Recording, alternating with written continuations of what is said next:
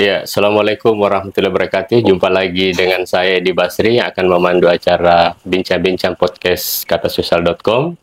Malam hari ini saya kedatangan tamu, tentu tamu istimewa ya. Seperti rekan-rekan tahu bahwa setiap tamu yang kami undang adalah tamu pilihan. Dan malam hari ini kami menghadirkan Bapak Haji Masyhur. Ya, beliau sudah ada di depan saya. Tentunya malam hari ini kami akan membahas atau berdiskusi dengan tema pemerintahan yang berkualitas. Ya, seperti apa pemerintah yang berkualitas? Kita langsung saja menanyakan hal-hal yang penting pada Bapak Haji Masyhur. Terima kasih Pak Edi. Pemerintahan berkualitas itu yang dimaksud adalah tentu disesuaikan dengan kemampuannya daerah. Kemudian tentu disesuaikan dengan kemauannya rakyat. Jadi menurut saya berkualitas itu tidaklah muluk-muluk, tetapi harus ada pelayanan sesuai keinginannya rakyat dan disesuaikan dengan kemampuannya pemerintah daerah. Tentu kemampuan pemerintah daerah itu ada dua aspek. Aspek pertama adalah SDM-nya, keuangannya. Dua itu. Kemudian tentu rakyat itu juga disesuaikan dengan masalahnya. Jadi tiga hal ini dia harus menjadi satu kesatuan, baru bisa hadir pemerintahan yang berkualitas. Itu menurut saya sederhananya begitu. Karena kalau kita menghadirkan sebuah program yang masyarakat kita tidak butuhkan, walaupun tinggi kualitasnya misalnya, tidak bermanfaat. Jadi dia harus searah dengan keinginannya masyarakat untuk kita mendongkrak perekonomian masyarakat melalui hasil pertanian, hasil perkebunan, hasil perikanan, dan seterusnya. Itu yang saya maksud. Tentu kemampuan-kemampuan ini diselaraskan dengan market yang ada, kemampuan pasar yang ada, kemampuan alat transportasi yang ada. Salah satu contoh, waktu saya ke Baruku, ada masalah para petani atau pekebun di sana untuk mengangkat keluar itu hasil perkebunannya, dan karena ada beberapa keterbatasan sehingga akan buah-buahan itu terlalu murah harganya. Menurut informasi yang saya dengar, biaya panen buah langsat di sana itu jauh lebih mahal daripada harga jual. Nah, berarti ini ada masalah. Nah, kalau kita mau menghadirkan pemerintahan yang berkeadilan, pemerintah harus ada di dalam, di tengah-tengah permasalahan masyarakat itu. Kapan pemerintahnya itu mampu menyelesaikan masalah yang dihadapi masyarakatnya, maka dia berarti berhasil menghadirkan pemerintahan yang berkualitas. Kalau misalnya di situ ada persoalan, kemarin ada kebakaran, berapa rumah habis, harus ada pemerintah di dalam di situ. Bagaimana menghadirkan pemerintahan yang berkualitas? Tentu dia akan cari tahu bagaimana supaya kalau ada persoalan musibah api, bagaimana cara memadamkan. Teknologi apa yang diperlukan, berapa kapasitas damkar yang diperlukan. Itu namanya pemerintahan yang berkualitas. Apa saja masalahnya masyarakat, dia mampu menyelesaikan dengan cepat, tepat. Nah, itu berkualitas. Soal waktu, soal efisiensi, soal pembinaan. Saya pikir saya tidak usah jelaskan terlalu detail, ya. Jadi pemerintahan berkualitas itu dia mampu melakukan efisiensi anggaran. Dia mampu menghadirkan pemerintahan yang berkualitas tinggi. Dia mampu menghadirkan kesejahteraan di tengah masyarakat. Dia mampu memberikan kenyamanan, pelayanan yang transparan kepada masyarakat, dan seterusnya. Ya, saya kira menarik ya yang disampaikan oleh Pak Haji Masyhur. Saya izinkan saya panggil Puang. Tidak usah, panggil Masyhur saja. Panggil Masyhur saja. Panggil Masyhur saja. Bapak terlalu sesederhana itu, saya risau. Tidak, tidak. Nama saya itu mungkin di Sidrap ini mungkin tidak sampai 10 orang yang punya nama Masyhur. Yeah. Masyhur itu ada di dalam, di tengah-tengah Al-Quran. Ini bukan, dan saya diberi nama oleh bapak saya itu tidak ada bapaknya. Tidak ada juga puangnya, hanya Masyhur. Berarti nama Masur itu nanti yang saya akan bawa sampai ke mahkamah ilahi. Ya. Jadi tadi sengaja di awal saya langsung tancap gas dengan tema ya. Sebenarnya saya harus perkenalkan dulu beliau, tapi ya enggak apa-apa, nanti kita lanjutkan itu. Saya mau masuk dulu ke seperti kemarin-kemarin dengan narasumber yang sama ya. Kita mau tahu dulu siapa Haji Masur ini. Ya, kebanyakan dari kita memahami beliau ini adalah pengusaha. Ternyata bosnya pengusaha ya. Ya. Saya lihat Bapak Pak Haji masih ketua Askarin. Sejak kapan itu Pak Haji sampai? Saya menjabat sebagai ketua Asosiasi Gaharu Indonesia itu sudah hampir 20 tahun. 2009 kalau saya tidak salah, sejak saya diangkat ketua. Tapi jadi pengurus sudah lama, saya pernah jadi penasehat, pernah jadi apa. Tapi jadi ketua itu, kalau saya tidak salah 2004 mungkin. Pokoknya hampir 20 tahun sekarang. Yeah. Hampir 20 tahun. Kemudian saya jadi ketua umum Himpunan Asosiasi Flora Indonesia, itu mungkin sudah ada 11-12 tahun. Jadi semua flora fauna yang ada di bawah kolong langit Indonesia ini, apakah yang di laut, apakah yang di darat, apakah yang di udara, itu masing-masing punya asosiasi. Misalnya Gaharu itu ada asosiasinya, ketuanya saya. Ada ketua asosiasi reptil, ada ular, ada buaya, ada anggrek, ada sonokling, ada ikan, macam-macam. Semua ketua asosiasi ini, saya ketua umumnya. Itu disebut Ketua Umum Himpunan Pengusaha Flora Fauna Indonesia. Ya. Jadi ketua asosiasi, ketua himpunan asosiasi pengusaha flora Indonesia. Itu berkedudukan di Jakarta. Jakarta. Ini tidak sama ormas. Ya.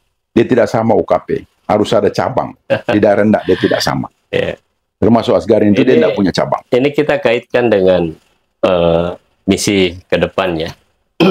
Pak Haji ini salah satu figur yang disebut-sebut akan maju di Pilkada Sidrap 2024 nanti. Siapa yang akan urus Asgarin ketika Pak Haji misalnya jadi bupati di situ? Saya selama menjadi ketua itu sudah ada kader. Jadi kaderisasi saya sudah bikin. Walaupun saya tidak ada di kantor, itu sudah ada manajemen yang secara otomatis dia bisa berjalan tanpa saya ada di sana. Jadi tidak harus seorang manajerial itu ada di tempat setiap saat.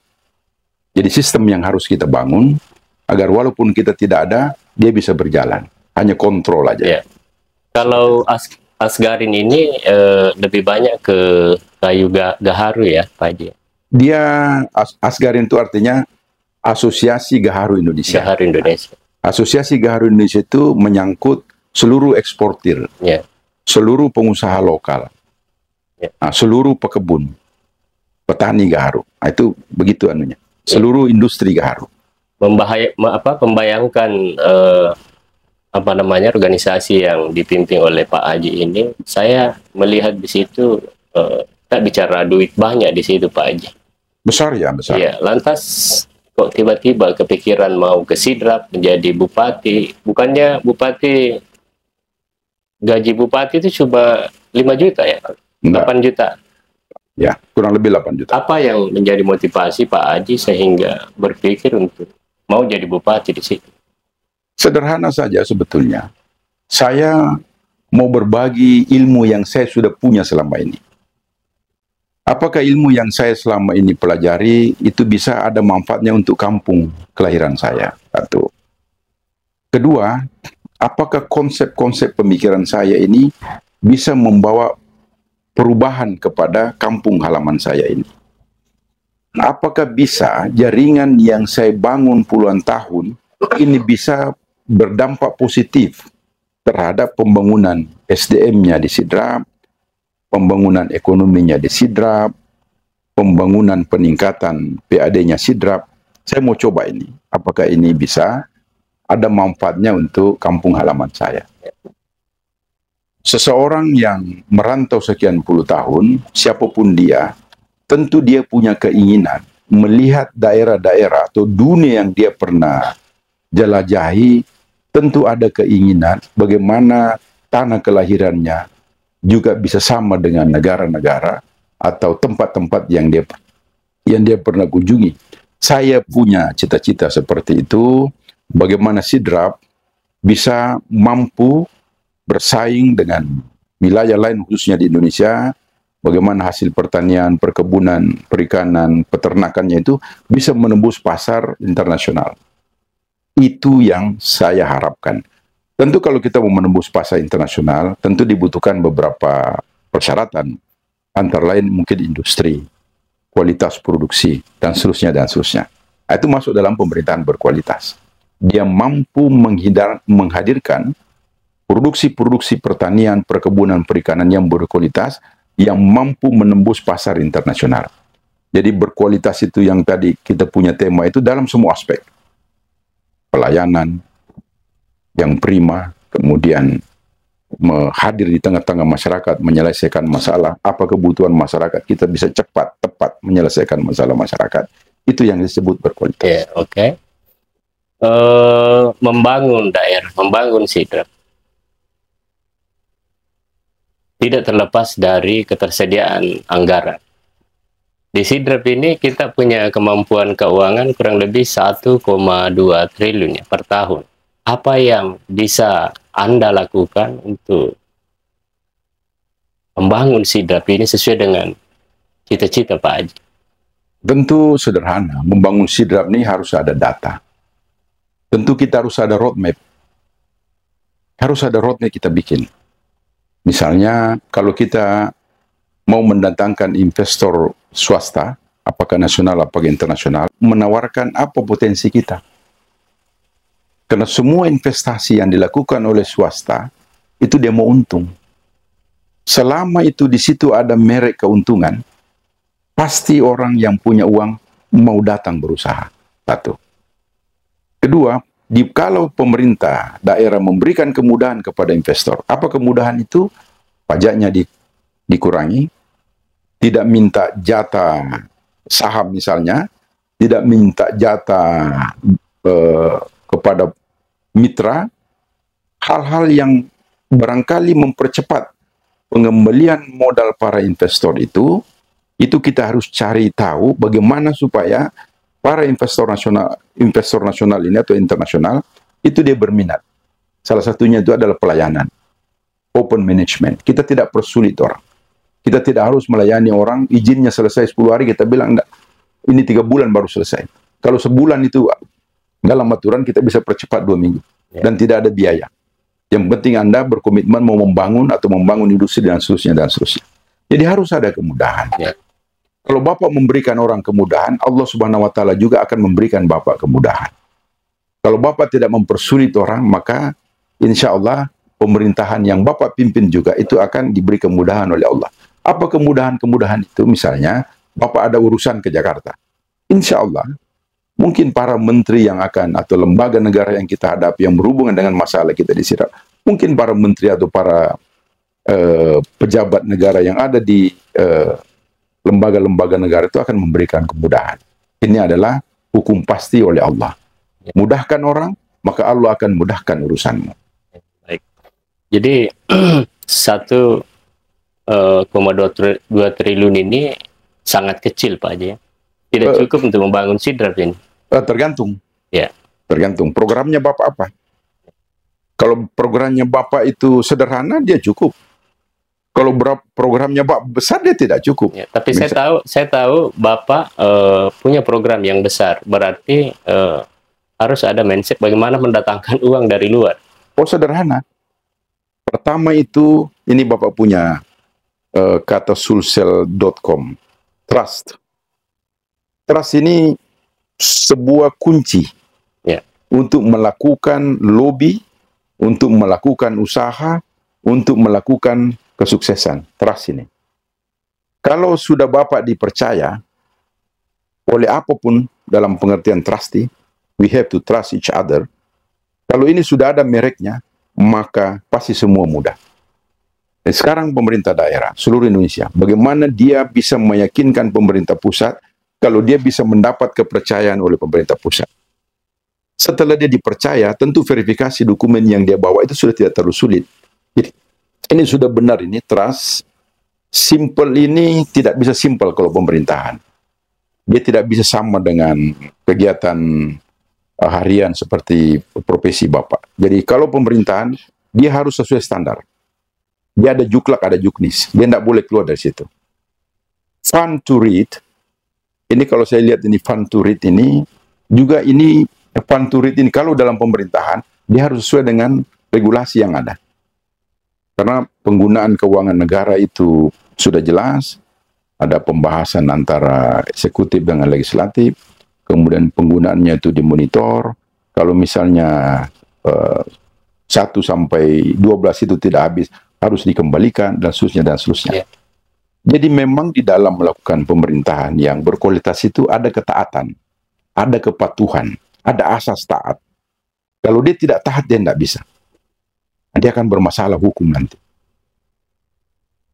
Nah, oleh karena itu, di dalam menghadirkan pemerintahan yang berkualitas, satu kebutuhan yang sangat mendasar, kita butuh SDM yang berkualitas tinggi. Apa SDM berkualitas tinggi itu? Pertama, dia punya kompetensi di bidangnya yang diakui. Dia punya integritas yang teruji. Dia punya kesempatan mencuri, dia tidak mencuri. Dia punya kesempatan nepotisme, dia tidak nepotisme. Dia punya kesempatan kolusi, dia tidak kolusi. Dia punya jaringan yang kuat. Nah, dia punya trusty, kepercayaan. Banyak hal yang dibutuhkan sebenarnya, tapi hal-hal yang mendasar itu diperlukan oleh pejabat negara yang diberikan amanah oleh rakyat, agar pemerintah provinsi, pemerintah pusat juga memberikan kepercayaan penuh kepada pemerintahan Kabupaten Sidrap yang akan datang. Ya, baik. Jadi saya rasa apa yang diutarakan ya oleh Pak Haji Masyur ini sungguh luar biasa. Bahkan saya berani katakan baru ada satu tamu saya, bintang tamu saya yang mencoba berikan masukan yang cukup bagus menurut saya. Namun tadi itu yang disampaikan Pak Haji itu arahnya ke pemerintahan ya. Ya, kita punya, bisa kameramen ya, ini yang dibaca tadi Pak Haji ini, kita punya moto ini, trust, simple, and fun to read. Jadi ini khusus memang untuk media kami Pak Haji, dan alhamdulillah ada masukan dari Pak Haji. Cocoklah kalau kita punya media, tapi kalau di pemerintahan tidak boleh seperti ini. Ya, kalau bisa sih Pak Edi, itu jangan trusted. Trusty. Jadi kalau dia trusty, dia melibatkan A dan B atau 2 orang. Yeah. Trusty itu atau trust. Misalnya kalau pakai DED itu past tense. Yeah. Dia past tense. Jadi luar biasa ya. Jadi, saya pikir masih banyak yang akan kita gali dari sosok Pak Haji Masyur. Namun seperti biasa kita harus rehat sejenak.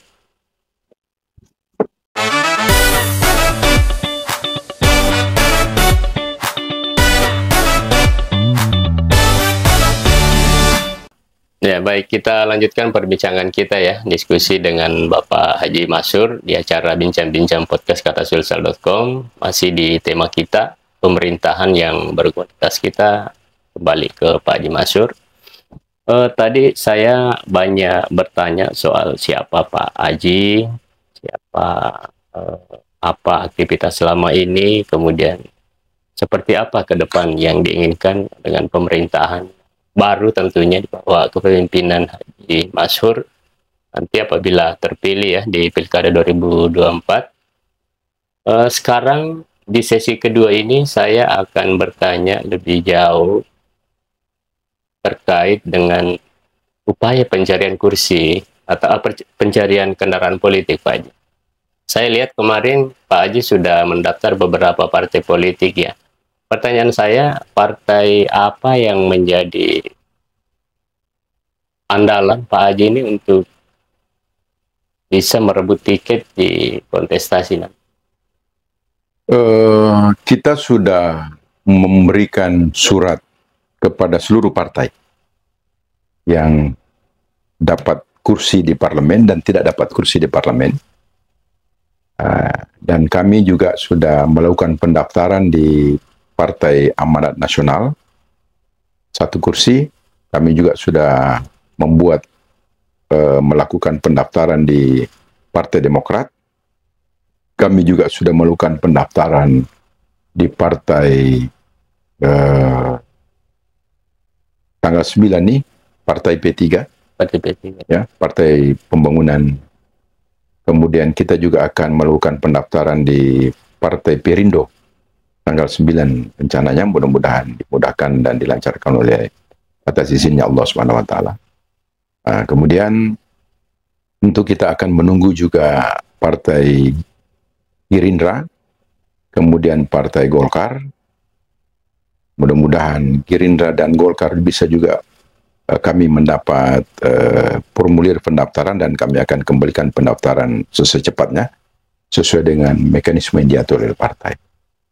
Tugas saya adalah dengan tim melakukan komunikasi efektif dan maksimal kepada seluruh partai. Tentu kami pertama langkah yang diambil itu meyakinkan partai kalau we are the best partner for the election mayor 2004 and 2009. Kita yakinkan partai-partai itu kalau kami akan menjadi mitranya mereka 5 tahun. Dan kami akan bertanggung jawab meningkatkan kursi partai mereka. Dan menurut saya itu persoalan yang tidak terlalu berat bagi saya kalau rakyat memberikan saya kepercayaan menjadi bupati. Mungkin yang dapat satu partai bisa kita upayakan 3 atau 4 kursi. Mungkin menurut orang ini terlalu mengada-ngada. Tapi menurut saya ini persoalan mudah. Kalau nanti rakyat kalau saya sudah jadi bupati, ini kalau saya sudah bicara bupati, baru saya bisa tingkatkan kursinya partai pengusung. Kalau saya menghadirkan pemerintahan yang berkualitas, menghadirkan pemerintahan yang berpihak kepada rakyat. Apa berpihak kepada rakyat itu? Saya akan kurangi pajak 50%. Dan saya sudah pidato di mana-mana, kalau saya jadi bupati, 2 tahun tidak ada perubahan, saya berhenti. Saya off. 2 tahun? 2 tahun saya jadi bupati, tidak ada perubahan, sidrap tidak ada perubahan, saya berhenti. Saya mundur. Jadi saya tidak berlama-lama. Jadi saya berharap kepada masyarakat sidrap, berikan saya kesempatan 2 tahun coba saya. Perang yurdo tonge. Terpilih nak matu ko pada tanggal 27 November 2024. Perang itu doka matu ko TPS. Pilih saya cuma 2 tahun. 2 tahun tidak ada perubahan, saya mundur. Saya tidak lama-lama. 2 mira malah, upodang itawe, kada 2 mira malah, perang itu 2 malah, dia namanya tayar. Hanya 2 tahun, saya diberikan amanah, dan saya tidak mampu, ternyata ilmu yang selama ini yang saya pikir sudah bisa menghadirkan beberapa hal yang bermanfaat untuk rakyat, saya tidak mampu, saya mundur. Saya off. Jadi saya tidak lama. Dan saya sudah bilang kepada teman-teman, kita akan kurangi pajak 50%. Saya akan evaluasi semua, bagaimana rakyat ini bisa kita berpihak sepenuhnya kepada rakyat. Kemudian tentu komunikasi dengan provinsi dan pemerintah pusat ini tidak boleh lepas, karena saya lihat apalagi pasca banjir, tentu banyak infrastruktur keras yang rusak berat, jalan, jembatan, saya lihat banyak yang patah, kemudian rumah-rumah masyarakat ada 1-2 yang hanyut, kemudian ada korban jiwa kemarin. Tentu ini pemerintah daerah ke depan, kita harus cari solusinya kenapa banjir ini selalu terjadi. Jadi bukan kita bangun jembatan penyelesaiannya. Saya pikir perlu ada bendungan. Perlu ada bendungan yang menampung air sebanyak itu supaya tidak membahayakan masyarakat. Dan ini harus menjadi tanggung jawab pemerintah pusat. Tentu tidak mampu pemerintah daerah. Inilah perlu koordinasi yang bagus. Itulah tadi berkualitas. Tentu perlu pemerintah pusat perlu data yang akurat, yang cukup, yang sempurna untuk bisa kita yakinkan kepada Jakarta. Kalau kita perlu bendungan. Kalau perlu persoalan kemarin musibah banjir ini, kalau bisa kita angkat menjadi bencana alam, sehingga ada kontribusi APBN. Kalau APBD dia tidak mampu, Ini harus APBN. Inilah perlu komunikasi. Itu tadi trust. Kalau sudah ada trust, kepercayaan, pemerintah kabupaten diendos oleh pemerintah provinsi dan pemerintah pusat bisa menerima, maka untuk membangun bendungan di wilayah timur itu tidak susah. Nah, kalau misalnya negara punya keterbatasan anggaran, walaupun tidak, kalau misalnya, tentu kita akan minta pemerintah pusat memberikan izin kita untuk lobi luar negeri. Untuk kita cari pendonor, bagaimana bisa ada teknologi, kemudian pendanaan dari luar negeri yang bisa membantu kita disidap untuk membangun bendungan. Dan ini bukan suatu hal yang mustahil, karena ini sudah sering terjadi di tempat lain. Dan memang ada negara-negara khusus untuk mendonorkan uangnya, dananya, untuk kepentingan-kepentingan kemanusiaan. Dan jalan ke sana, saya tahu betul.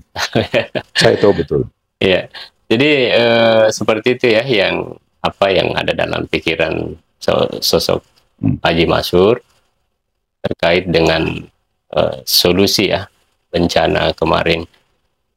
Saya kembali ke pertanyaan awal saya tadi, ini masih kaitannya dengan pencarian kendaraan. Tadi sudah dijelaskan oleh Pak Haji. Satu lagi yang ingin saya tanya, kalau figur-figur lain sudah mulai mencari pasangan chemistry dengan wakil-wakil bupatinya, bagaimana dengan Pak Haji sampai detik ini? Kita tim dan saya sudah melakukan beberapa lobi-lobi pendekatan ke beberapa tokoh yang punya potensi, yang memang punya kemampuan di dalam mendampingi saya dan bersama-sama saya menghadirkan pemerintahan yang berkualitas, menghadirkan pemerintahan yang berpihak kepada rakyat, menghadirkan pemerintahan yang berkeadilan. Walaupun dia berkualitas, kalau dia tidak berkeadilan, maka dia tidak bisa maksimal. Walaupun dia berkualitas berkeadilan, kalau dia tidak berpihak kepada rakyat, maka ini juga sia-sia. Misalnya, dia berpihak kepada timnya saja, maka rakyat akan jadi masalah. Dia berpihak kepada pengusaha saja, rakyat juga akan bermasalah. Maka kualitas tidak akan sama dengan, tidak ada kualitas di situ. Jadi harus tiga ini harus ada. Dia harus berpihak kepada rakyat, dia harus menghadirkan pemerintahan yang berkualitas, dan dia harus menghadirkan pemerintahan yang berkeadilan. Adil saya tidak usah jelaskan. Adil itu proporsional. Ada yang perlu dibijaki, ada yang tidak perlu dibijaki. Ada yang perlu ditindak tegas, ada yang perlu dibina. Nah, itu proporsional namanya. Pemerintahan itu harus begitu. Ada waktunya memang orang harus ditindak, ada juga waktunya harus orang dibina, dinasihati dan seterusnya.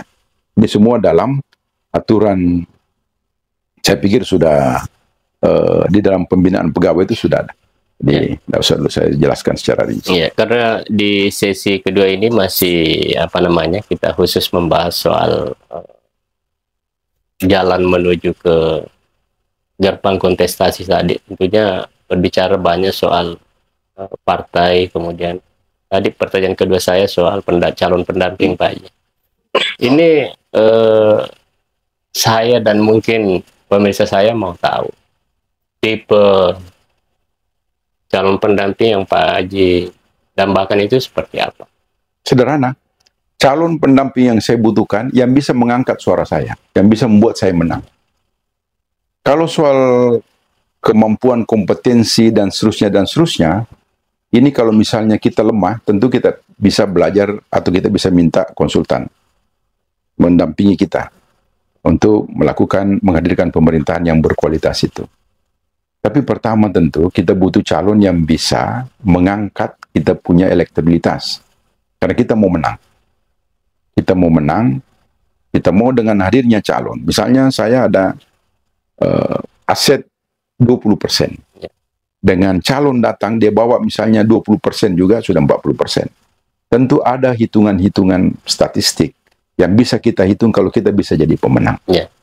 Nah, tentu kalau misalnya 40% tidak cukup, tentu ada upaya lain yang kita lakukan. Giat sosialisasi, datangi toko, meyakinkan tim, supaya tim kerja keras, dan seterusnya, dan seterusnya. Kalau itu soal teknis. Ya. Boleh ada bocoran sedikit? Dia dari kalangan birokrat, Pak? Saya tidak ada merek. Tidak ada merek. Mau dia kalangan pengusaha boleh, mau dia kalangan politikus boleh, mau dia dari kalangan birokrat boleh, mau dia kalangan LSM boleh. Saya tidak ada batas di situ. Wartawan juga boleh? Wartawan juga boleh. Karena pemerintahan berkualitas ini sederhana. Visi saya cuma 3, Pak Edi. Saya memberikan pemerintahan yang berkeadilan, berkualitas, berpihak kepada rakyat. Misinya sederhana saya. Jadi kalau misalnya itu Pancarijang butuh pupuk, tentu pupuk aja saya kasih. Masalahnya di pupuk. Kalau masalahnya di Pancalautang misalnya dia butuh infrastruktur jalan yang bagus, tentu jalan aja yang saya kasih. Ya, mohon maaf ditahan dulu karena itu sudah masuk program, Pak Haji. Siap. Ya, saya yang berani karena ini wilayah saya ya. Siap. Kalau di luar Pak Haji boleh ngatur. Ini kita taat asas, Pak. Ya, siap. Kita taat. Saya pikir perbincangan kita sangat menarik ya, dan pasti tambah seru ya, apalagi Pak Haji ini masih fresh saya lihat sampai dengan malam pukul jam berapa sekarang? 00 ya. Nanti masih ada satu sesi lagi yang tentunya ini yang merupakan sesi pemungkas ya, karena kita akan menggali lebih jauh seperti apa yang akan dilakukan Pak Haji nanti, tentunya dari berbagai aspek ya, bagi bidang untuk membawa perubahan tentunya yang lebih baik untuk Sidrap. Namun sebelum itu kita rehat sejenak.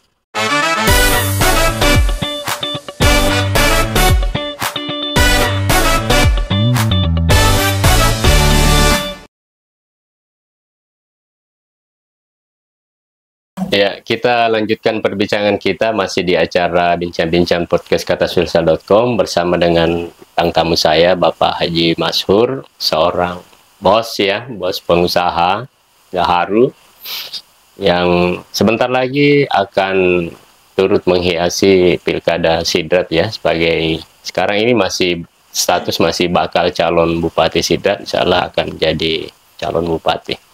Kita di sesi ini Pak Haji, kita sudah mau masuk menyampaikan program seperti apa biar masyarakat kita tahu apa yang akan dilakukan Pak Haji ini untuk 5 tahun ke depan bila terpilih. Baik, makasih Pak Edi. Sederhana ini membuat program. Tentu program itu tidak bisa muluk-muluk. Ya. Dasarnya program itu satu regulasi.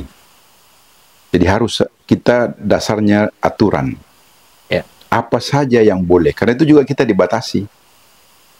Mengambil dana dari luar, investasi internasional itu ada batasnya. Jadi regulasi pertama. Kedua tentu kemampuan daerah. Kemampuan daerah itu terjadi dari 3 pos. Ada PAD, ada DAK, ada DAU. Yeah. Dari 3 komponen pos ini, apa saja yang bisa dilakukan? Tentu kalau dari 3 komponen ini, pengiriman transfer uang dari Jakarta, kita anggaplah sekarang ini 1,2 triliun atau 1.200 miliar, apakah 1,2 triliun cukup untuk kita memenuhi segala keluhannya masyarakat? Yeah. Kan kalau masyarakat itu punya keluhan, anggaplah wilayahnya sakit. Misalnya jalannya rusak, jembatannya kemarin rusak karena bencana alam banjir. Tentu masyarakat itu minta supaya dikasih obat yang paten. Dia tidak mau obat generik. Apa obat patennya? Dia mau jalannya cepat di aspal. Dia mau jalannya cepat di beton. Yeah. Dia mau cepat jembatannya yang lebih permanen dibangun. Nah, kemudian mungkin ada kebutuhan-kebutuhan lain, misalnya rumah ibadah, kemudian sekolah, kemudian puskesmas, dan seterusnya. Tentu ini tidak sedikit uang yang akan diserap.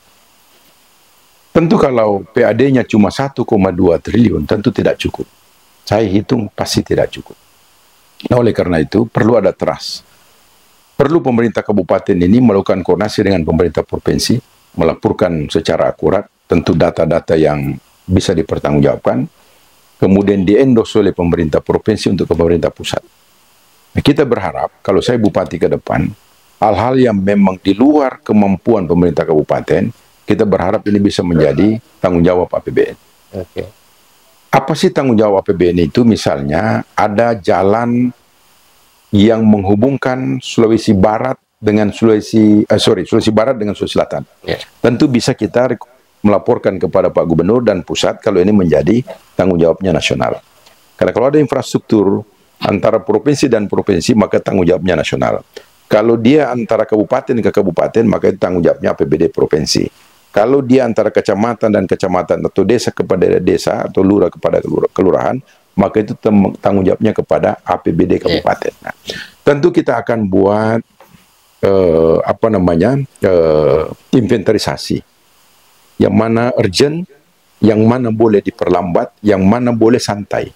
Ini tentu data-data yang akan menjawab secepat apa pemerintah kabupaten, kalau saya bupati, itu bisa memenuhi kebutuhan masyarakat. Kembali kepada dana. Kita tahu Indonesia begini besar, tentu dia perlu dana sangat besar untuk memenuhi semua kebutuhan pemerintah kabupaten, kota madya, dan provinsi. Tentu ini tidak gampang. Disinilah diperlukan jaringan networking kepada pemerintah pusat atas endos provinsi, karena kita tidak boleh lewati provinsi, Pak. Yeah. Harus ada endos provinsi.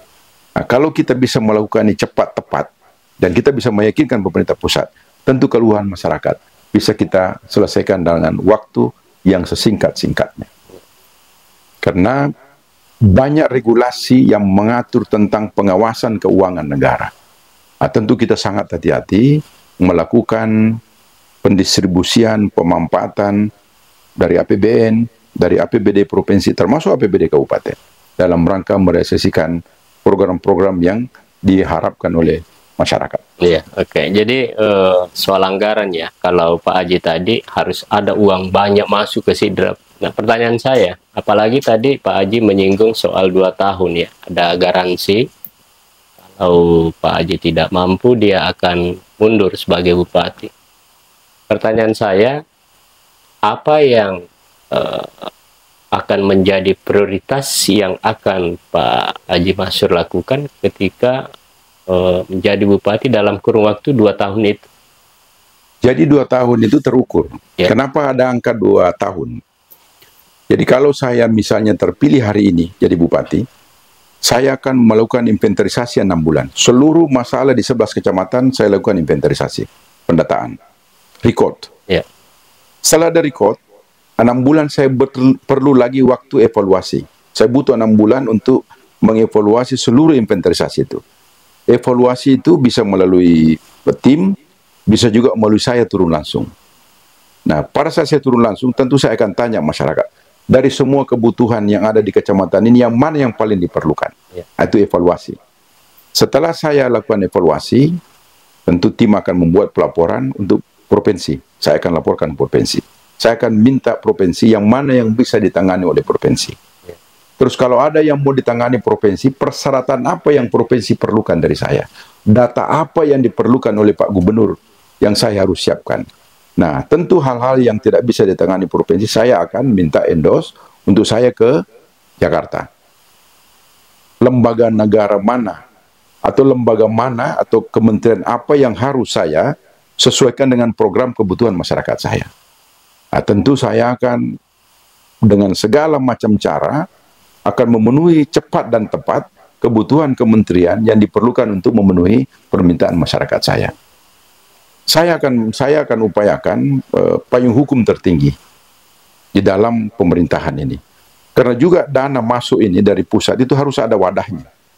Harus dia ada wadah. Wadahnya kita bikin. Tapi saya tidak sampaikan di dalam forum ini, dalam komunikasi ini tentang wadah yang akan saya lakukan, yang saya akan minta nanti kepada pemerintah pusat. Agar ada wadah itu, agar ada penampungan dana. Yeah. Karena dana negara ini tidak boleh juga sembarangan, Pak. Yeah. Nah, kita akan minta wadah, kita akan minta aturan, regulasi supaya dana yang masuk itu bisa ditampung. Nah, tentu skala prioritasnya adalah kebutuhan yang mendesak. Apa kebutuhan mendesak itu? Pangan, Yeah. sandang, papan. Misalnya kemarin saya lihat ada rumah hanyut 2 tentu itu menjadi prioritas. Nah, tentu kemampuan penyerapan APBD Sidrap untuk memenuhi kebutuhan masyarakat, tentu dia tidak mampu. Ini harus Jakarta. Makanya semua komunikasi ini menurut saya, itu mentoknya nanti di Jakarta. Kenapa saya bilang ini agak sulit menghadapi Jakarta? Karena bukan hanya Sidrap yang punya persoalan bencana alam. Bukan hanya Sidrap yang menghadapi infrastruktur yang tidak maksimal atau rusak.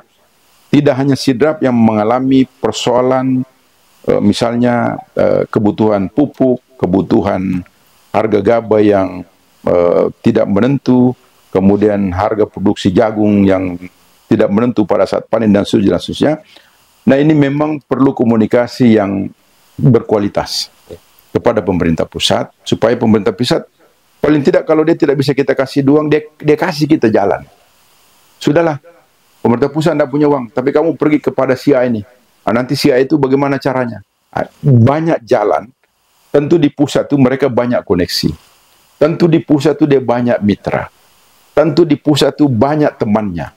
Kalau pemerintah pusat tidak bisa kasih kita uang, cukup temannya dia kasih. Jadi banyak cara. Tidak harus uang yang kita minta di Jakarta. Kita bisa minta advis, kita bisa minta konsep, kita bisa minta jaringan. Banyak caranya. Tentu semua harus terukur. Jadi kita harus ada sekolah prioritas. Menurut saya pendidikan tidak bisa diabaikan. Pembangunan akhlak sangat mutlak. Penanganan kesejahteraan, menangani rakyat miskin menjadi tanggung jawab akhirat. Jadi tidak ada yang tidak penting ini. Karena di dalam Al-Quran memang sudah disampaikan, Bismillahirrahmanirrahim, araital ladzina yukadzibu biddin fazalikal ladzi yad'ul yatim wala yahudu ala tu'amil miskin wal musallin allazina hum an salatihim sahun. Jadi ini sudah perintah menangani orang miskin, menangani anak yatim. Kata ayat ini, walaupun kau sahum, kau sholat, kau puasa, kau sholat, kata Allah dalam ayat ini, semua menjadi sia-sia kalau kau menghardik anak yatim dan fakir miskin. Jadi ini memang dasar pemerintahan. Kalau saya jadi bupati ada 3 dasar: adat, agama, dan negara. Ini tidak boleh terpisah. Adat adalah kebutuhan masyarakat, kebiasaan masyarakat yang menjadi budaya. Kemudian agama yang menjadi pedoman keimanan kita. Kemudian negara menjadi landasan untuk kita melaksanakan pemerintahan. 3 dasar ini tidak boleh berpisah menurut saya. 3 dasar ini menurut saya bisa maksimal dilakukan kalau didukung oleh SDM yang mumpuni. Kalau SDM-nya tidak mumpuni juga tidak bisa. Dia hanya tinggal konsep. Tinggal hanya konsep.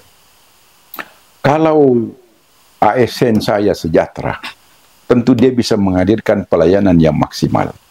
Kalau rakyat saya sejahtera, tentu dia bisa bayar pajak maksimal. Nah, tentu walaupun nanti kalau saya bupati, saya melihat ini perlu rakyat diturunkan pajaknya 50% dari semua sektor. Turunkan 50% dan kita laporkan ke Menteri Keuangan. Ini ada begini-begini karena masyarakat lagi susah, tidak mungkin masyarakat kita mintai pajak besar. Nah, kemudian kita mohon bagaimana ada keterlibatan swasta nasional atau swasta internasional untuk membangun industri. Jadi ada take and give, ada subsidi silang. Jadi masyarakat kita kurangi pajaknya, tapi kita hadirkan industri. Maka industri itulah akan yang menutup pajaknya masyarakat yang kita tadi kurangin. Jadi bukan dari uang negara. Nah, jadi nanti begitu. Nah, kita lihat substitute. Beban di masyarakat berkurang, tapi pajak tetap. Bukan dia kan sekarang begini. PAD kita kan 187 kalau tidak salah, 187 miliar. Nah, 187 miliar ini dari pajak. Ada bagi hasil, misalnya rokok itu bagi hasil.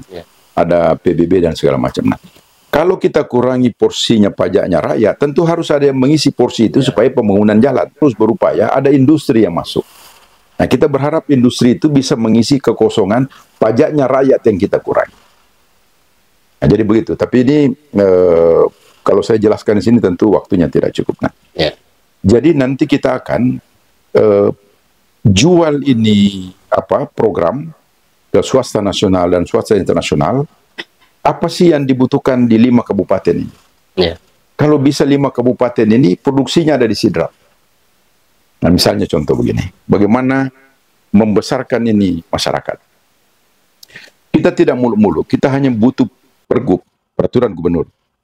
Misalnya kalau memang Sidrap ini industri ayam dengan telur, kalau bisa semua kabupaten yang ada di buffernya Sidrap, Wajo, Sopeng, Bone, Henrekan, Pinrang, Toraja, dia nggak perlu piara ayam. Cukup dari Sidrap. Ini namanya subsidi silang. Jadi sebuah kebutuhan ayam yang ada di beberapa kabupaten termasuk Parepare, Kota Madya Parepare, itu ayam dan telur dari Sidrap. Kemudian apa kontribusi yang lain lagi dari wilayah lain? Kita bilang, semua pakan, Sidrap tidak usah tanam jagung. Ya. Tapi pakan, biarlah dari Henrekan. Semua ayam ini yang sekian juta nanti ini, pakannya dari Henrekan. Semua kebutuhan perikanan, air tawar, itu datangnya dari Wajo dengan Sopeng. Mensuplai seluruh kabupaten dan kota tadi satu ini. Kemudian kita minta misalnya Bone, dia pelihara sapi.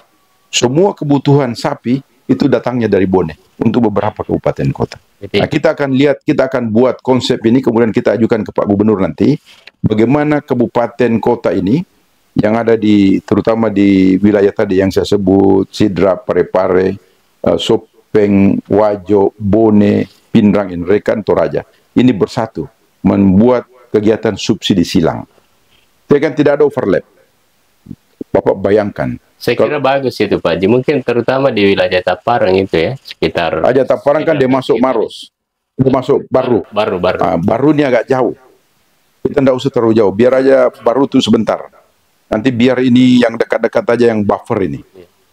Kalau ini bisa kita kombinasikan kegiatan perekonomian kebutuhan rakyat di beberapa kabupaten satu kota ini, Bapak bisa bayangkan berapa uang bergulir.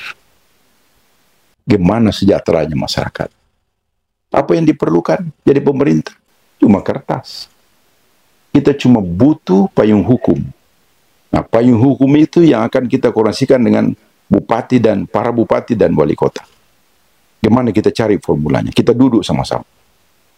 Kalau masyarakat kita kurang modal, kita mintakan anggaran dari bank. Kita komunikasi sama bank.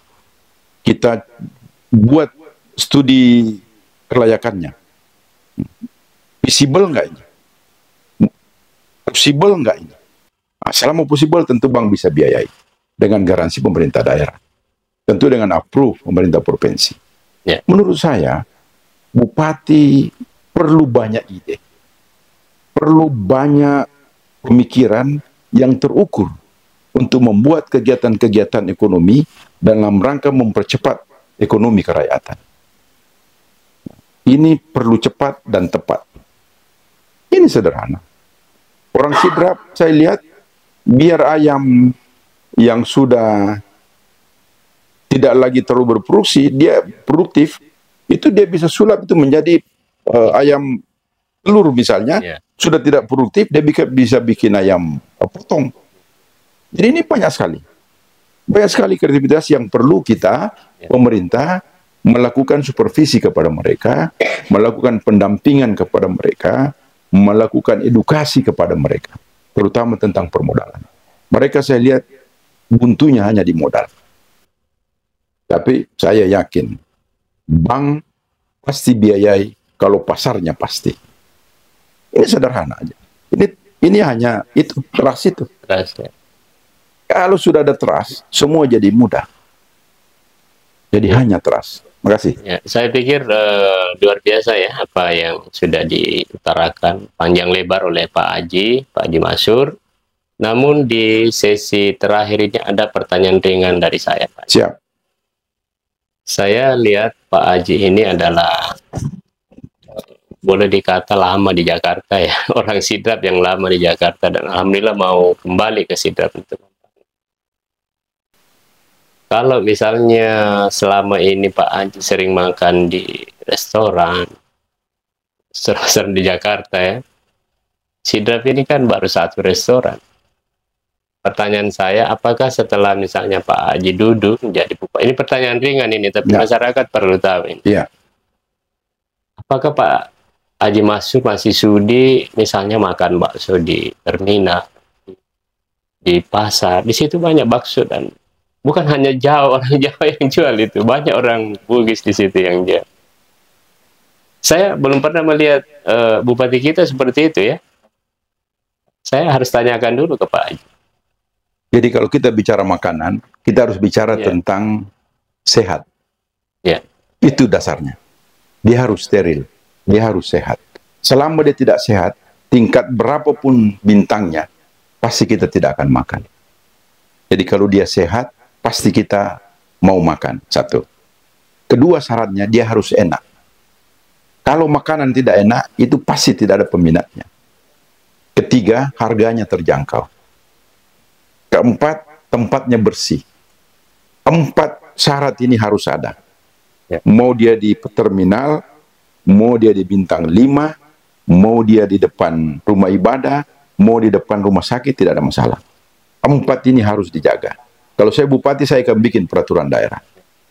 Semua penjual gerobak bintang 5 pun, andai kata, dia harus memenuhi unsur ini. Dia tidak memenuhi unsur ini, saya tutup. Karena kalau orang makan, kemudian dia mencret, dia mati, menjadi masalah. Itu menjadi isu. Menjadi pidana. Kenapa Anda tawarkan orang penyakit yang tidak sehat? Nanti polisi turun. Nanti masalah, kasihan dia. Ini perlu ada edukasi. Tentu aturan punishment and reward harus kita kasih. Pengusaha-pengusaha makanan, pertama yang bisa memberikan kontribusi besar pajak kepada pemerintah daerah, tentu kita akan kembalikan berbentuk reward. Misalnya pajaknya tadi itu dikurangin. Kemudian kita berikan fasilitas, orang-orang ASN kita rekomendasikan ke situ. Banyak hal nanti yang kita berikan. Dia harus ada itu. Dia harus sehat, dia harus harganya terjangkau, dia harus bersih, itu. Dia harus enak itu tadi. Enak itu perlu. Catatan saya, katakanlah sudah sehat, memenuhi standar kesehatan, kemudian enak dan harga terjangkau. Apa Pak Haji masih bisa bersama dengan masyarakat? Oh, kalau saya soal makan, saya hobi makan. Saya hobi makan, tapi makannya harus enak dan bersih. Dan bagaimana makanan masakan masyarakat Sidrap, Pak Haji? Oh, saya lihat begini. Kalau kita bicara tentang makanan di Sidrap, saya lihat lebih banyak pemampatannya dari bebek, itik. Bebek. Menurut saya, bebek ini harus ada industri.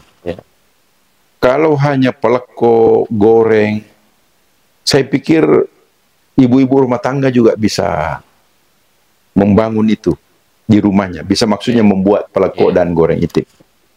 Menurut saya, ini harus ditingkatkan agar para peternak bebek itu bisa mendapat income yang lebih maksimal. Misalnya harus ada industri yang dilakukan. Itu ada perusahaan saya di Jakarta, sudah beli franchise di Beijing, untuk industrinya nanti masuk ke Sidrap. Ini kalau saya bupati, ini ada beberapa industri yang sudah masuk. Itu perusahaan saya sendiri. Jadi bukan dari grup lain. Itu nanti akan masuk, dia bangun industri, nanti dia akan kelola bebek itu menjadi makanan-makanan ringan, makanan instan, dan seterusnya. Itu sudah ada. Tapi saya pikir itu tidak dibuka sepenuhnya di sini. Yang penting kita harus berdayakan semua hasil peternakan, perkebunan, perikanan, kemudian pertanian di Sidrap ini menjadi basis industri. Selama dia Sidrap ini menjadi agrobisnis stok, maka dia akan tidak bisa naik kelas. Ini harus ada agroindustri. Dia harus berbasis industri, baru bisa. Baru bisa ini kita pacu kesejahteraan masyarakat. Saya pikir itu nanti tentu ada tim-timnya. Jadi itu ya pertanyaan terakhir dari saya kepada Pak Haji Masyur. Tapi menurut saya itu penting juga ya diketahui oleh masyarakat, karena mengukur, melihat seperti apa sosok Pak Haji ini. Sebenarnya masih banyak yang ingin saya tanyakan, namun waktu yang membatasi kita. Dengan berakhirnya sesi ketiga ini, maka berakhir pula perbincangan kita malam hari ini. Terima kasih atas kedatangan. Terima kasih Pak, saya terima kasih. Ya,